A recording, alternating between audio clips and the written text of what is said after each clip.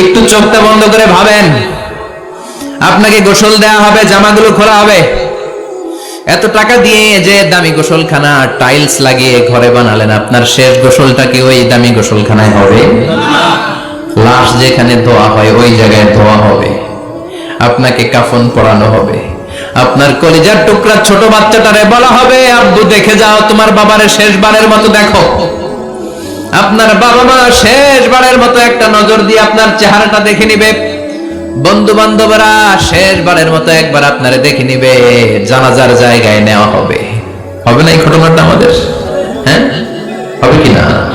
হাজার হাজার মানুষ শেষ বিদায় দেওয়ার জন্য আসবে। 4টা তাকবীর দিয়ে ইমাম নামাজ শুরু করবে। আল্লাহু আকবার, আল্লাহু আকবার, আল্লাহু আকবার, আল্লাহু আকবার বলে নামাজ শুরু করবে। নামাজ শেষ। এবার পালকিতে করে কবরে যাওয়ার পালা। যেতেই হবে, যেতেই হবে। পালকিতে করে লোকজন নিতে শুরু করবে। কবরস্থানের ওই জায়গায় যেখানে মানুষ বছরে মানুষ না মরলে যায় না, ওই গহীন নিঝুম কবরস্থানে ঢুকানো হবে। পালঙ্ক থেকে নামিয়ে আপনার জন্য করে রাখা আগ থেকে কবরটার মধ্যে শুইয়ে দেওয়া হবে। উপরে বাঁশ দিয়ে ছাউনি, শেষবারের মতো সবাই দেখে বাঁশের ছাউনির উপরে মাটি চাপা দিবে। ঠিক কিনা? চলে যাবে সবাই, কেউ নাই, অন্ধকার, শুধু অন্ধকার। এই অন্ধকার যেন শেষ হতে চায় না। সবাইকে মরতে হবে, কেউ থাকবে না এই পৃথিবীতে। প্রাণ নিয়ে যারা আগমন করার সুযোগ পেয়েছে সবাই মরবে। আজ হোক কাল, আগে হোক পরে, সবাইকে যেতে হবে। চিল্লায় বলেন ঠিক কিনা? আবার আল্লাহ বললেন, আইনামা তাকুনু ইউদরিকুমুল মাউত, যেখানেই থাকো না কেন মৃত্যু তোমাদেরকে ছাড়বে না। মৃত্যু তোমাদেরকে সাক্ষাৎ করবে, মৃত্যু তোমাদেরকে খুঁজে বের করবে। যদিও সুদূর আকাশ পানে পালাও সেথায় লাগিয়ে সিঁড়ি, আকাশের উপরে যদি বিশাল সিঁড়ি লাগিয়ে চতুর্থ আকাশে চলে যান, চাঁদের মধ্যে বাড়ি করেন, মঙ্গল গ্রহে বাড়ি করেন, ওই জায়গায় মালাকুল মাউত আপনারে খুঁজে পাবে না। চাঁদেও খুঁজে পাবে। মঙ্গল গ্রহে যদি যান, স্যাটেলাইট, আমাদের একটা বঙ্গবন্ধু স্যাটেলাইট চ্যানেল লঞ্চ করা হয়েছে না, ওইখানে গেলে তো আর নাই মালাকুল মাউত। কথা বলেন। আল্লাহ বললেন, ওয়াজাআত সাকরাতুল মাউত বিল হক, মৃত্যুর কষ্ট তোমাদের ছাড়বে না। যেখানেই তোমরা থাকো না কেন মৃত্যু ঠিকই তোমাদের পাকড়াও করবে। চিল্লায় বলেন ঠিক কিনা? আবার মৃত্যুর একটা নির্ধারিত সময় আছে। ওই সময় যখন আসে 1 সেকেন্ড আগেও আসে না, পরেও আসে না। কার কথা? লিকুল্লি উম্মাতিন আজালুন ফাইযা জাআ আজালুহা লা ইস্তাখিরুনা সাআতাও ওয়ালা ইস্তাকদিমুন। মৃত্যুর জন্য একটা নির্ধারিত টাইম আছে। টাইমটারে বেঁধে দিয়েছে কে? ওই টাইমটা যখন চলে আসে 1 সেকেন্ড আগেও আসে না, 1 সেকেন্ড পরেও আসে না, অন টাইম আসে। কিভাবে আসে? On time. কথা বলেন, সবাই বলেন অন টাইম। আরো জোরে বলেন, death will come on time, death never late. মৃত্যু যখন আসে অন টাইমে আসে। নির্ধারিত একটা সময় আসে, ওই সময়ের আগেও আসে না, পরেও আসে না। 1 সেকেন্ড আগেও আসবে না, পরেও আসবে না। মনে করেন আপনাকে রব্বুল আলামিন 60 বছরের হায়াত দিয়েছে, আপনার বয়স এখন 50 বছর, আরো বাকি কয় বছর? এখন গোটা বিশ্বের সবাই মিলে যদি আপনারে মারতে চায়, কিছু করতে পারবে না। কথা বলেন। আবার রব্বুল আলামিন আজ রাত 12টায় আপনার হায়াত কেড়ে নেবে।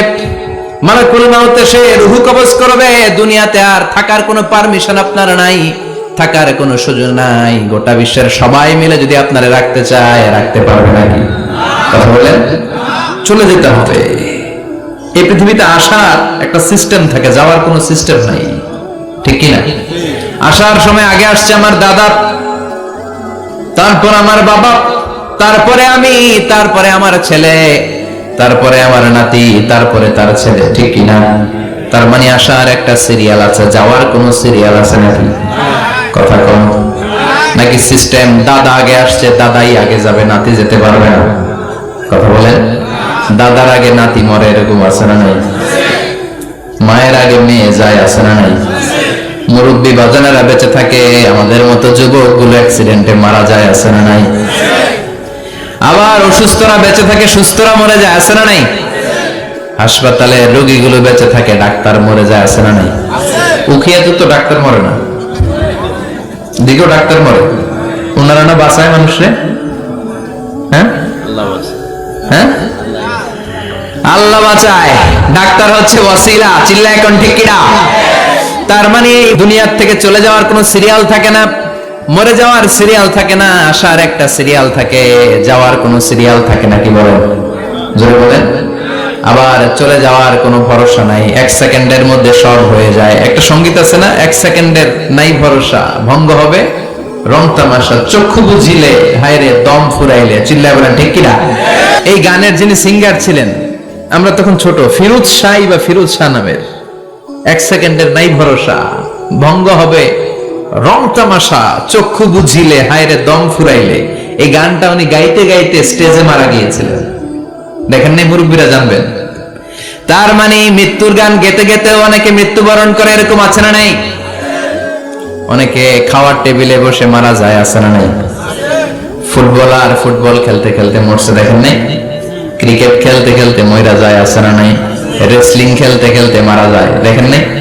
হ্যাঁ, এরকম ভিডিও দেখা যায় যে প্রতিপক্ষকে রেসলিং খেলায় মারতে মারতে শেষ, এখনই জিতে যাবে, হঠাৎ করে তাকায় আছে, কিচ্ছু বোঝে না, হঠাৎ করে জামিনে উল্টে পড়ে যায়, রেফারি এসে মাটিতে বাড়ি মারে, আর লড়ে না, আছে না? রেফারি কি করে? মাটিতে বাড়ি মারে, এতক্ষণ সে জিতে যায়, এখন আর নড়েই না। তাকাতে তাকাতে দুনিয়া থেকে নাই। অনেক টেলিভিশনের নিউজ রিপোর্টার রিপোর্ট করতে করতে নাই, দম ফুরাইলে ঠুস শেষ হয়ে যায়। অনেকে অ্যাক্সিডেন্টে মরে, সড়ক দুর্ঘটনায়, অনেকে বিমান দুর্ঘটনায় মরে, আকাশে মরে না? অনেকে পানিতে ডুবে মরে, অনেকে আগুনে পড়ে মরে, অনেকে ক্রস ফায়ারে মরে, আছে না নাই? আবার অনেকে রাত্রিবেলা বিছানায় ঘুমোতে যায়, সকালে আর উঠে না। কত ধরনের মরণ! আল্লাহ তুমি আমাদেরকে ভালো মরণ দিও, ইমানি মরণ দিও। ইমানের পথে অবিচল থেকে আমার মরণ যেন হয়, ইমানের পথে অবিচল থেকে আমার মরণ যেন হয়। তোমারই কাছে মিনতি আমার, তোমারই কাছে মিনতি আমার, মহামহিম দয়াময়। ইমানের পথে অবিচল থেকে আমার মরণ যেন হয়। চিল্লায় পড়ে না আমিন? তার মানে কে কোথায় মরবো আমরা কেউ জানি নাকি? ওমা তাদরি নাফসুম বিআইয়ি আরদিন তামুত, কোন জায়গায় মরবা, কখন মরবা কেউ আমরা জানি না, কিন্তু মরবো সবাই জানি, ঠিক কি না? কুল্লু নাফসিন যায়িকাতুল মাউত, প্রত্যেকটি আত্মার মৃত্যুবরণ করতে হবে, এটা আমরা সবাই জানি। The most certain thing in life is death, but the most uncertain thing in our life is the time of death. এই জীবনের সবচেয়ে সুনিশ্চিত বিষয় হলো মরণ, সবচেয়ে অনিশ্চিত বিষয় হলো মরণের সময়। চিল্লায় এখন ঠিক কিনা? মরবো যে আমরা সবাই জানি, কিন্তু কোথায় মরবো আমরা কেউ জানি? জানি আমরা? সবাইকেই মরতে হয়, জন্মালেই মরতে হবে, চলে যেতে হবে, থাকা যাবে না। এটাই হলো পৃথিবীর পদ্ধতি। জীবনের সবচাইতে নির্মম ঘটনা হচ্ছে মরণ, সবচাইতে ভয়ঙ্কর অভিজ্ঞতা। কোন প্রাণীর জন্য সর্বোচ্চ এবং সবচাইতে ভয়ঙ্কর অভিজ্ঞতা হচ্ছে মৃত্যু। এবং এত ভয়ঙ্কর অভিজ্ঞতা, এই অভিজ্ঞতাটা কারো কাছে শেয়ার করে যাওয়া যায় না। মরার সময় কেউ বলে যেতে পারছিল আমার মরতে এমন লাগছে, কইতে পারছে? কেমন লাগছে বলতে পারে? বলা যায় না। তার আগেই চলে যেতে হয় শৈশব, কৈশোর, যৌবন, বার্ধক্য, প্রৌঢ়ত্ব, হ্যাঁ, বয়সের ছাপ, কালো চুল দাড়ি সাদা হয়ে যাওয়া, দাড়ি চুলের শুভ্রতা, দুর্বলতা। This is the circle of life. ছোট্ট ছিলাম, বড় হলাম, সিঙ্গেল ছিলাম, ডাবল হলাম, তারপরে বাবা হলাম, তারপরে শ্বশুর হলাম, তারপরে নানা হলাম, তারপরে চলে যেতে হবে। This is the circle of life. চিল্লায় বলেন ঠিক কিনা? এই যে মুরব্বীরা, দাড়ি পাকা মুরব্বী যারা আছে, আপনারা কি মনে করছেন মায়ের পেট থেকে এরকম মুরব্বী হয়ে বেরিয়েছিল? কিরকম বের হয়েছিল? তারাও ওয়া ওয়া করেছে। এরাও ফিডার খাইতো, এই চাচারা খায় নাই? এরাও ফিডার খেত, এরাও মায়ের বুকের দুধ খেত, এরাও ছোট্ট বাচ্চাদের মতো গরমকালে পানির মধ্যে ডুবাইতো। স্কুল ফাঁকি দিয়ে বাচ্চারা ডুবায়, আছে না নাই? উখিয়াতে এরকম নাই? ছোট্ট বাচ্চা ছিল, বড় হলো, বার্ধক্যে উপনীত হলো। This is the circle of life, চলে যেতে হবে। বিশ্বনবী বললেন আমার উম্মতি মা বাইনা 60 ইলা 70, আমার উম্মতের গড় বয়স হলো 60 থেকে 70। এই উম্মতের গড় বয়স কত? 60 থেকে 70। ওয়া আকাল্লুহুম মাইয়াজুজু যালিক, অল্প কিছু মানুষ আছে যারা 70 এর বেশি হায়াত পায়। এখানে 70 এর বেশি আছেন কারা? হাত তোলেন দেখি তো। কয়জন? একজন, দুইজন, তিনজন? মাশাআল্লাহ, আল্লাহ আরো হায়াত দেখ, আল্লাহ এদেরকে আরো হায়াত দারাজ করুক। চিল্লায় বলেন আমিন। তার মানে আমার উম্মতি মা বাইনা 60 ইলা 70। বিশ্বনবী বললেন এই উম্মতের গড় বয়স 60 থেকে 70, আর 70 এর বেশি হায়াত পাবে। ওয়া আকাল্লুহুম মাইয়াজুজু যালিক, 70 এর বেশি পাবে হাতে গোনা, গুনে বের করে ফেলা যায় একজন, দুইজন, তিনজন, বাকি সব 60 এর আগে নাই। ঠুস, চিল্লা এখন ঠিক কিনা? বাংলাদেশের গড় হায়াত কত মানুষের? 60। বিশ্বনবীর কথার সাথে মিলে গেছে, চিল্লায় পড়েন সুবহানাল্লাহ। এই জন্য বিশ্বনবী বলেন এই যে মুরব্বীদের দাড়ি পাকে, এই যে রাস্তায় অ্যাক্সিডেন্ট হয়, এই যে ক্যান্সারে আক্রান্ত হয়ে লোকজন মারা যায়, তার উপরেও কি টনক নড়ে না? এরপরেও কি বিবেকে ধরে না যে তোমাকে চলে যেতে হবে? আকসিরু যিকরা হাযিবিল লাযযাত, জীবনের সব স্বাদকে পাংশা করে দেয় ওই মরণকে স্মরণ করো। মরণকে স্মরণ করলে জাহান্নাম বরণ করা লাগে না। চিল্লায় বলেন ঠিক কিনা?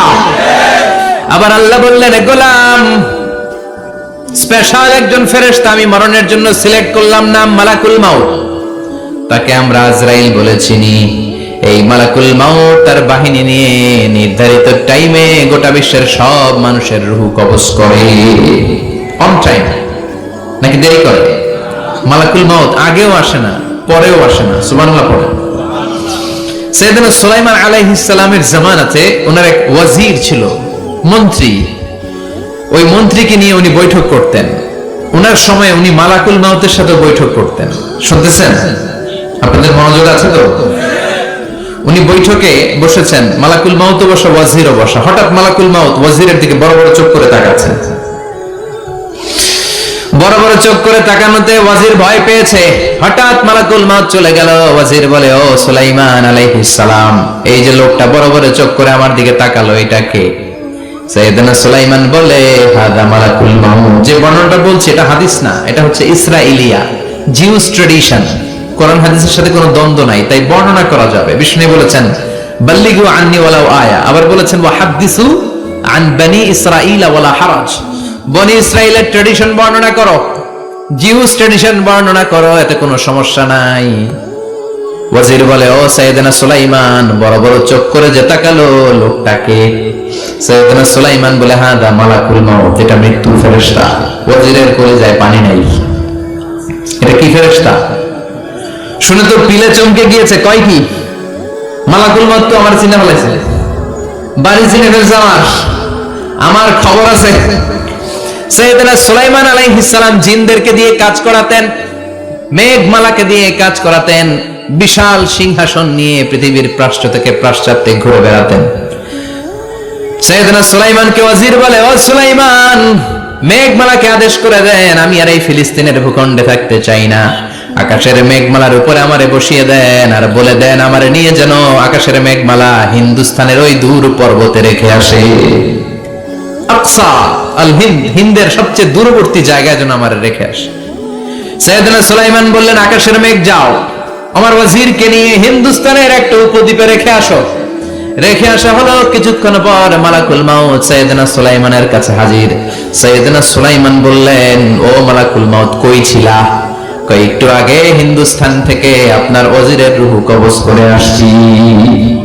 সুবহানাল্লাহ পড়ে। এটা আবার কেমন কথা, তুমি ওইখানে গেলা কেন? কয় রব্বুল আলামিন কিছুক্ষণ আগে আমার কাছে পয়গাম পাঠিয়েছে, যাও সাইয়েদনা সুলাইমানের ওয়াজিরের রূহটা কবজ করো। কবজ করার জায়গা হলো হিন্দুস্তানের উপদ্বীপ। কোন জায়গায়? মালাকুল মাউত এসে দেখে সুলাইমান নবীর সাথে মিটিং করে। ওয়াজির কার সাথে মিটিং করে? সুলাইমান নবীর সাথে। কিন্তু ফরমানে লেখা রূহ কবজ করতে হবে কোথায়? হিন্দুস্তানে। সুবহানাল্লাহ বলেন না? এজন্য বড় বড় চোখ করে আমি তাকিয়েছি আর মনে মনে ভাবলাম টাইম তো নাই, কারণ মৃত্যু তো অন টাইমে হতে হয়। এখনই ওর রূহ কবজ করতে হবে। কেমন করে ওইখানে যাবে আমি জানি না, আমি আগে চলে যাই। মালাকুল মাউত চলে গেল, যে দেখে ওই জায়গায় ওয়াজিরও হাজির। সাথে সাথে রূহ কবজ করে আল্লাহর কাছে চলে গিয়েছে। পড়েন সুবহানাল্লাহ। এজন্য আল্লাহ বললেন, মালাকুল মাউত আমি নির্ধারণ করে দিয়েছি, পৃথিবীর প্রতিটি মানুষ মালাকুল মাউতকে দেখবে, চাক্ষুষ দেখবে, ভালো হলেও দেখবে, খারাপ হলেও দেখবে। কার কথা? ভালো মানুষ যদি হয়, আল্লাহওয়ালা যদি হয়, ইসলাম প্রিয় যদি হয়, ডানপন্থী যদি হয়, মৃত্যুর সময় মালাকুল মাউত আলা সূরাতি শাবিন আলা আহসানি সূরা, একজন যুবকের আকৃতিতে চমৎকার ধবধবে সাদা একটা জুব্বা পরে, জান্নাত থেকে জান্নাতি কাফন নিয়ে, হানুত মিন হানুতিল জান্নাত, জান্নাতের সুগন্ধি নিয়ে মুমূর্ষ রোগীর মাথার সামনে এসে বসে যায় আর দেহটার ইঙ্গিত করে বলে, ইয়া আইয়াতুহান নাফসুত তাইয়্যিবা, ও পবিত্র আত্মা। আরেক বর্ণনায় এসেছে, ইয়া আইয়াতুহান নাফসুল মুতমাইন্নাহ, ও প্রশান্ত আত্মা, উখরুজি ইলা মাগফিরাতিম মিনাল্লাহ, আল্লাহর ক্ষমার দিকে বের হয়ে আসো। উখরুজি ইলা মাগফিরাতিম মিনাল্লাহি ওয়া রিদওয়ান, আল্লাহর ক্ষমার সন্তুষ্টির দিকে রূহটা বের হয়ে আসো। স্মুথলি বলার সাথে সাথে মুমিনের দেহ থেকে রূহটা বের হয়ে আজরাইলের হাতে চলে যায়। স্মুথলি বলার সাথে সাথে স্বাচ্ছন্দ্যে আনন্দে মুমিনের দেহ থেকে রূহটা সা করে বের হয়ে মালাকুল মাউতের হাতে এসে পড়ে। পড়েন সুবহানাল্লাহ। আল্লাহ এমন মৃত্যু তুমি আমাদের নসিবে রেখে দিও, চিৎকার করে পড়েন আমিন।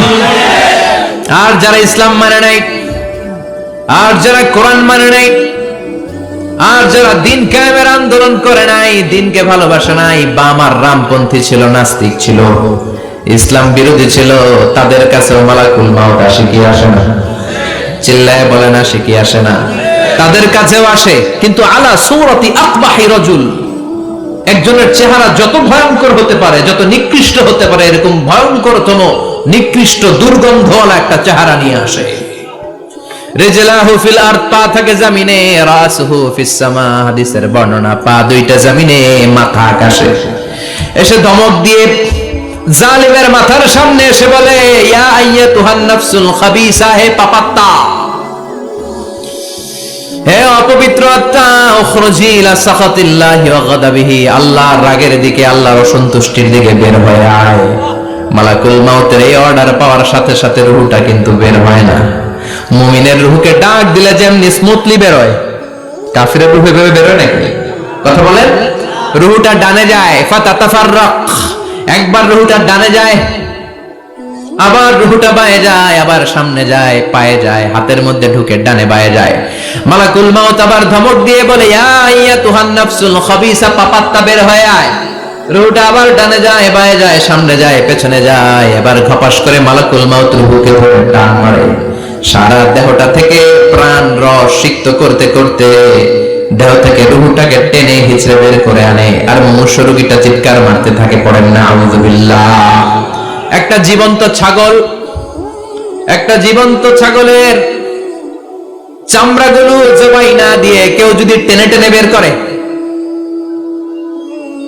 ছাগল জবাই হয় নাই কিন্তু চামড়া এক পাশ থেকে টেনে টেনে টেনে হিচড়ে আপনি গা থেকে বের করলে যত কষ্ট হয়, এর চেয়ে বেশি কষ্ট দিয়ে মালাকুল মাউত বামপন্থী আর কাফেরদের রূহটা দেহ থেকে বের করে আনে। পড়েন না আউযুবিল্লাহ। আমাদের রূহটা যেন আল্লাহ, মুমিনদের রূহ আপনি যেভাবে কবজ করান, ওইভাবে যেন আমাদের রূহটা বের হয়ে আসে।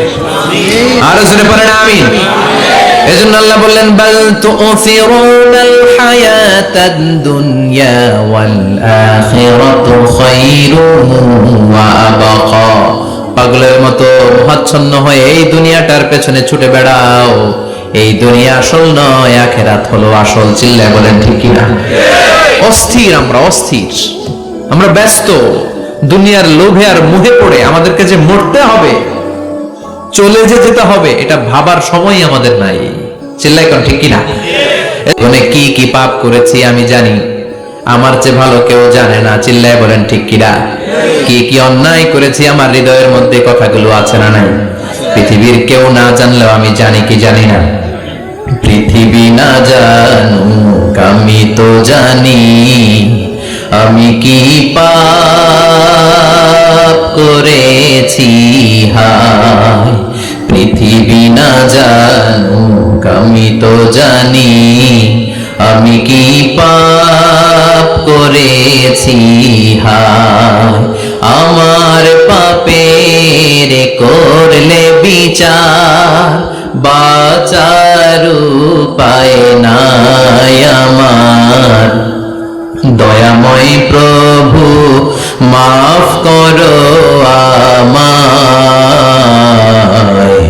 মাফ করো আমায়। পড়েন আমিন। আর জোরে আমিন। এজন্য হাসিবু ক্বাবলা আন তুহাসাবু আলাইক, তোমার হিসাব বসার আগে নিজে হিসাব করো কি কি করলা। আসল মরণের দিন শটান হয়ে তো শুয়ে পড়ো ভাই, মরার আগে আরেকবার মরো। মরার আগে আরেকবার কি করবে? কথা বলেন, মরার আগে কি করতে হবে? হঠাৎ একদিন বিছানায় শটান হয়ে শুয়ে যান, চক্ষুটা বন্ধ করেন, ভাবেন মরে গিয়েছেন, এই তোমার কুলমাউত চলে এসে হুটা নিয়ে গেল। আত্মীয় স্বজন চিৎকার চেঁচামেচি শুরু করে দিল, কান্নার রোল পড়ে গেল চারদিকে।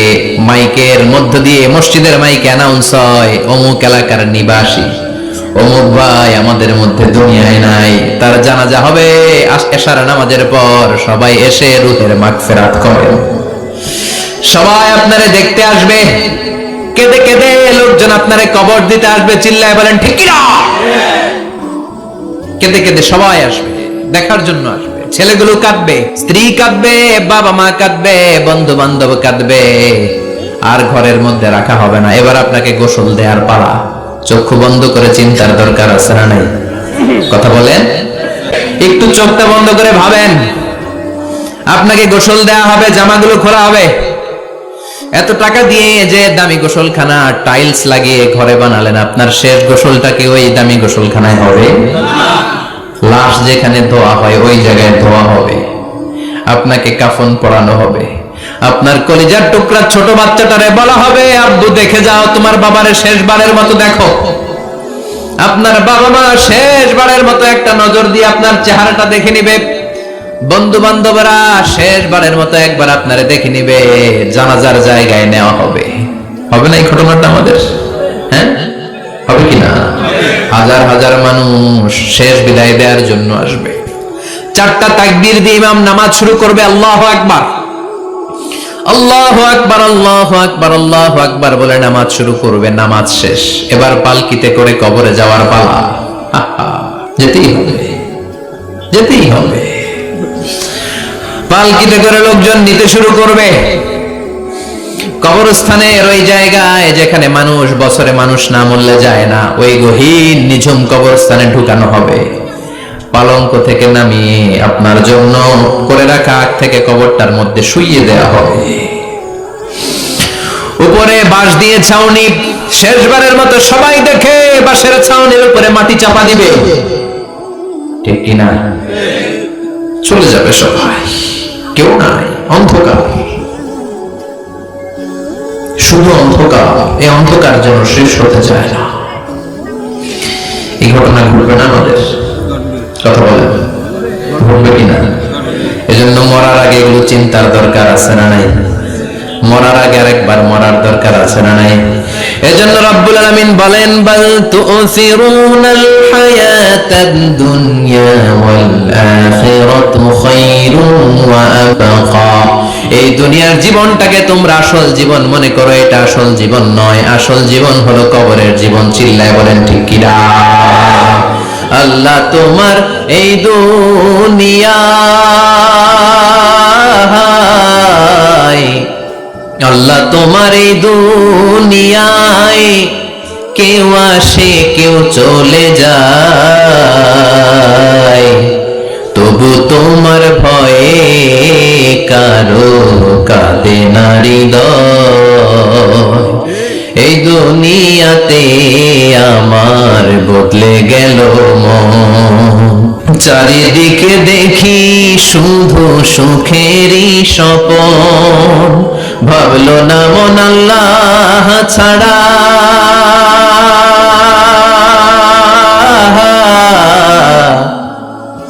ভাবলো না মন আল্লাহ ছাড়া নেই কোনো উপায়,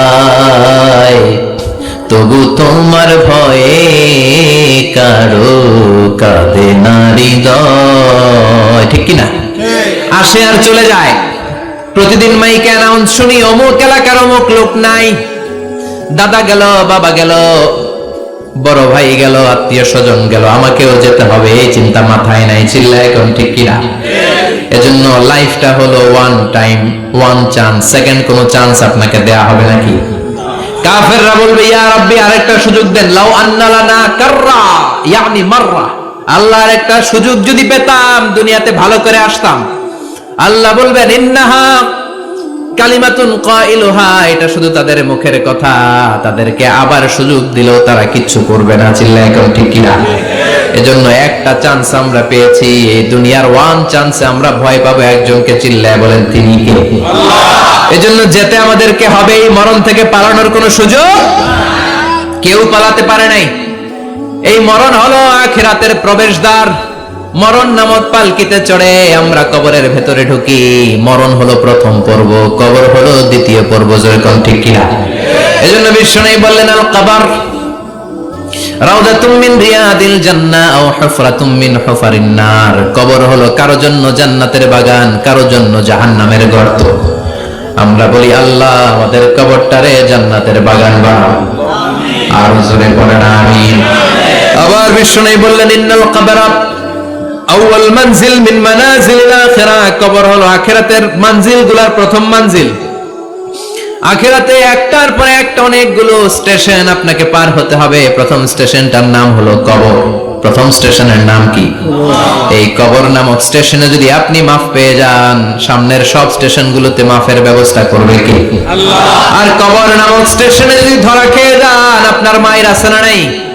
লাশটাকে যখন রাখা হয়, লাশটা চিনে কে আমারে রাখলো, কে আমাকে ধৌত করলো, কে আমারে কাফন পড়ালো। এজন্য বিষ্ণুই বলেছেন মুমূর্ষের সামনে বসে বসে পড়ো লা ইলাহা ইল্লাল্লাহু মুহাম্মাদুর রাসূলুল্লাহ, লাকিনু মাউতাকুম লা ইলাহা ইল্লাল্লাহ। মুমূর্ষের সামনে দাঁড়িয়ে দাঁড়িয়ে পড়ো লা ইলাহা ইল্লাল্লাহ। এই লা ইলাহা হচ্ছে জীবিতদের জন্য কালিমা, আর আমরা মরার পরে এই জিকির করি। ঠিক কি না? আমাদের দেশের অনেক জায়গায় লাশ নিয়ে কবরে যাওয়ার সময় লা ইলাহা পড়ে না। না, এটা আগের জিকির, মরার আগের জিকির। মরার আগে আপনাকে অ্যানাউন্সমেন্ট দিতে হবে আল্লাহ ছাড়া কোনো ইলাহ নাই, বিশ্বনবী হচ্ছেন শেষ নবী এবং রাসূল। চিল্লায় বলেন ঠিক কি না? লাশটাকে যখন রেখে দেয়া হয়, বিশ্বনবী যত মানুষকে কবরে রেখেছেন তারপরে দাঁড়িয়েছেন আর বলেছেন ইস্তাগফিরু লিআখিকুম, তোমার ভাইদের জন্য তোমরা দোয়া করো। ফাইন্নাহুল আনা ইউসআল, এখনি তাকে কবরে সওয়াল করা হবে। কবরে প্রশ্ন আছে না নাই? কথা বলেন। বিশ্বনবী খাদিজাতুল কুবরা, ওনার প্রথম স্ত্রী খাদিজাতুল কুবরা তাহেরাকে কবরের মধ্যে রেখে দিয়ে কাঁদতে শুরু করলেন। চোখের পানি ছেড়ে অনেক দোয়া করলেন। দোয়া শেষে সব সাহাবারা ঘরে ফিরে যায়, বিশ্বনবী যায় না। সাইয়েদনা আবু বকর বললেন ও নবী চলেন ঘরে যাই। অনেক তো দোয়া করলেন। বিশ্বনবী বললেন আবু বকর তুমি যাও, আমি যাব না। এইটা সাধারণ মহিলা না, এটা বিপদের দিনের সঙ্গিনী খাদিজা। মক্কায় যখন আমার কেউ ছিল না, খাদিজা আমারে ভুলে নাই। 3 বছর কাফিররা আমাকে জেলখানায় বন্দী রেখেছে, নাম শিয়াবে আবি তালেবের জেলখানা। আমার স্ত্রী ওই জেলখানার জীবনেও আমারে ছাড়ে নাই। আমার সাথে 3 বছর খাদিজাও জেল খেটেছে। এই একটাই মহিলা, যেই মহিলাকে আল্লাহ আরশের উপর থেকে সালাম দিয়েছে, মহিলাটার নাম খাদিজা। আল্লাহু আকবার। আমার সব সন্তান আল্লাহ খাদিজার পেট থেকে দিয়েছে। ফাতেমাতুজ জোহরা খাদিজার মেয়ে, জাইনাব খাদিজার মেয়ে, উম্মে কুলসুম খাদিজার মেয়ে, রুকাইয়া খাদিজার মেয়ে, আবুল কাসেম বিশ্বনবীর ছেলে খাদিজার ছেলে, আব্দুল্লাহ যাকে তাইয়্যিব এবং তাহের নামে আমরা চিনি, সেও খাদিজার ছেলে। সুবহানাল্লাহ। ও আবু বকর, আমার এই কলিজার টুকরা প্রিয়তমা খাদিজারে রেখে দিয়ে কেমনে বাসায় যায়? তুমি যাও, আমি দাঁড়িয়ে থাকবো। এখনই মুনকার নাকির এসে খাদিজারে প্রশ্ন করবে, আমি দেখব খাদিজা উত্তর দিতে পারে কিনা। আর প্রশ্নের উত্তরে যদি ভুল করে ফেলে, কবরের উপর থেকে আমি নিজে প্রশ্নের উত্তর দিয়ে দেব। এজন্য কবরের আযাব থেকে বিশ্বনবী পানাহ চেয়েছেন। বিশ্বনবী বলেছেন, আল্লাহুম্মা ইন্না নাউযু বিকা মিন আযাবিল কবর। ও আল্লাহ, কবরের আযাব থেকে তুমি আমাদেরকে বাঁচাও। পড়েন আমিন। কবরে মুমিনদেরকে 4টা প্রশ্ন করা হবে, কাফিরদেরকে 3টা প্রশ্ন। চিৎকার করে বলেন, মুমিনের প্রশ্ন কয়টা? আর জোরে বলেন। প্রথম প্রশ্ন, মার রব্বুক, তোর রবের নাম কি? আমরা কি বলবো? আল্লাহ আমারে রব, এই রবি আমার সব, দমে দমে তনু মনে তারি অনুভব। আল্লাহ আমারে রব, এই রবি আমার সব। পড়েন আমিন। দ্বিতীয় প্রশ্ন, আমার দিন, উত্তর দিনের নাম কি? ধর্মের নাম কি? তৃতীয় প্রশ্ন, মান হাযার রাজুল, এই লোকটা কে? আমরা বলবো মুহাম্মদ সাল্লাল্লাহু। 3টা প্রশ্নের উত্তর যখন আপনি কবরে করে দিতে পারবেন, অতিরিক্ত একটা প্রশ্ন, ওয়ামা ইলমুক, এই যে 3টা প্রশ্নের উত্তর পাল্লা, কেমন করে উত্তর জানলা? কোত্থেকে শিখেছো? নকল করে আনছো কাফনের কাপড়ে? পরীক্ষার হলে নকল আছে না নাই? হাতে নকল আছে না? পায়ে নকল, মোজার ভিতরে নকল আছে না নাই? মোবাইলে নকল আছে না নাই? নকল থেকে আল্লাহ তুমি বাঁচাও। আরো আসতে কোন আমি। কিভাবে জানলা? কেমন করে 3টা প্রশ্নের উত্তর শিখলা? What is the source of your knowledge? তথ্যসূত্র কি? আপনাকে বলতে হবে, আমি যেই কিতাবটা থেকে শিখেছি কিতাবটার নাম কি? চিল্লায় বলেন কি নাম? এই কিতাবটা হলো কোরআন। আপনাকে বলতে হবে, কোরআন থেকে আমি শিখেছি, বিশ্বনবীর হাদিস থেকে আমি শিখেছি। 4টা প্রশ্নের উত্তর যখন পারবেন, ফেরেশতারা বলবে আহলান সাহলান, খুশ আমদেদ, কংগ্রাচুলেশন, বাহ বাহ, তুমি তো চমৎকার পেরেছো। ফায়ুফসাহু লাহু কবরুহু 70 দিরাআন, মুমিন বান্দার কবরটা 70 হাত লম্বা করে দেয়া হবে। ইফতাহু লাহু বাবুন ইলাল জান্নাহ, জান্নাতের দিকে তার কবর থেকে একটা দরজা বানিয়ে দেয়া হবে। জান্নাতের সুঘ্রাণ ঠান্ডা বাতাস এসে তার কবরের ভিতরে ঢুকতে শুরু করবে। ইলবাসু লিবাস মিন আহলিল জান্নাহ, জান্নাতীদের পোশাক তার গায়ের মধ্যে পরিয়ে দেয়া হবে। আল্লাহু আকবার। আর বলা হবে, নাম কানাউমিল আরুস, বাসর রাতে বর যেমনি কনেকে নিয়ে ঘুমিয়ে যায়, তুমিও একটা ঘুম দাও। আলহামদুলিল্লাহ পড়ে মুমিন বান্দা আনন্দের একটা ঘুম দিবে। ইসরাফিলের সিংগার আওয়াজ ছাড়া পৃথিবীর কোনো কিছুই তার আগে ঘুম ভাঙতে পারবে না। আল্লাহ আমরাও যেন সেদিন কবরে একটা মজার ঘুম দিতে পারি, তুমি তৌফিক দাও। জোরে বলেন আমিন। এবার বামপন্থী নাস্তিক আর কাফেরদের পালা, ইসলাম বিদ্বেষীদের পালা, আলেম ওলামাদের শত্রুদের পালা, ইসলামকে যারা বিজয়ী শক্তি হিসেবে মানতে পারে নাই তাদের পালা। চিল্লায় কোন ঠিক কিনা? ওদেরকেও একই প্রশ্ন, রব কে? ওরা বলবে আমি জানি না। আমাদের উত্তর আল্লাহ। ওরা বলবে আমি কিচ্ছু জানি না, আমি সব ভুলে গেছি, আমার মাফ করে দেন, আমি কিছুই জানি না। তবে আমি ইসলাম বিরোধীদের সাথে চলতাম, যারা ইসলাম রে বাস দিত আমি তাদের সাথে স্লোগান দিতাম। এরকম ডাকাইত আছে না নাই? দ্বিতীয় প্রশ্ন, আমার দিন, তোমার ধর্মের নাম কি? কয় আমার ধর্ম নাই, আমার ধর্ম কর্ম নাই, আমি খালি দুনিয়া কে মজা লেলো, দুনিয়া তোমারই হ্যায়, আমি খালি দুম চলে দুম। আছে না নাই? আমি শুধু মৌজ মাস্তিতে ব্যস্ত ছিলাম, আমার দুনিয়া নাই, দিন নাই, আখিরাত নাই, রবকে আমি জানি না, ধর্মকে জানি না। ইসলাম বিরোধী রাজনীতি আমি করতাম, মাও সেতুংয়ের রাজনীতি, কার্ল মার্কসের রাজনীতি, বুশের রাজনীতি, ডোনাল্ড ট্রাম্পের রাজনীতি, বামপন্থীদের রাজনীতি। চিল্লায় কেউ ঠিক কিনা? কোনো ধর্ম নাই। এই লোকটাকে চিনো কিনা বলো। বিশ্বনবীর চেহারা দেখিয়ে বলা হবে এই লোকটাকে, কয় জানি না। এরে আমি মানতাম না, এরে আমি গালি দিতাম। এরকম জাহান্নামের নরকীট আর পিতৃ পরিচয়হীন জারদ সন্তান বাংলার দেশেও আছে না নাই? এই মহামানবটাকে গালি দিয়ে পৈশাচিক আনন্দ পায়। পত্রিকায় লিখে, ব্লগের মধ্যে লিখে, ইন্টারনেটে কার্টুন বানিয়ে বানিয়ে পৈশাচিক ফুর্তি করে। এগুলো জাহান্নামের কীট, এগুলো জারদ সন্তান, বাপ মায়ের ঠিক নাই। আমার নবীরে যারা গালি দেয়, এগুলোর বাপ মায়ের ঠিক আছে? এগুলোর কোনো গোড়া আছে? এগুলোর কোনো শেকড় আছে? এগুলো আগাছা। চিৎকার করে বলো ঠিক কিনা? বলবে আমি জানি না। ফেরেশতারা বলবে দাঁড়া, আমরা জানি। তোর সাথে কেমন আচরণ করতে হবে আমাদেরকে ট্রেনিং দিয়েছে কে? এবার শুরু হবে মাইর। কি শুরু হবে? কথা বলেন, মাইর। ফায়ুদরাবু বিমাতারিক মিন হাদিদ, লোহার হ্যামার দিয়ে শুরু হবে মাইর। এক একটা হ্যামারের বাড়িতে মাথাটা ফেটে চূর্ণ বিচূর্ণ হয়ে যাবে, দেহটা জমিনের ভিতরে 70 গজ জেবে যাবে, ওর চিৎকারে কবরস্থানটাও থারথার করে কাঁপবে। আবার জমিনকে বলা হবে ইলতাইমি, চাপা দে। জমিনে ঢুকে যাওয়ার পরে জমিনের এই পাশ থেকে একটা চাপা, মাটি চাপা, বাম দিক থেকে মাটি চাপা, দুই চাপায় ডান দিকের পাজর বায়ে চলে যাবে, বাম দিকের পাজর ডানে চলে আসবে, ওর চিৎকারে কবরস্থানটা থারথার করে কাঁপবে। আল্লাহ, এই ধরনের পরিস্থিতি থেকে তুমি আমাদেরকে বাঁচাও। আরো চিৎকার করে বলেন আমিন।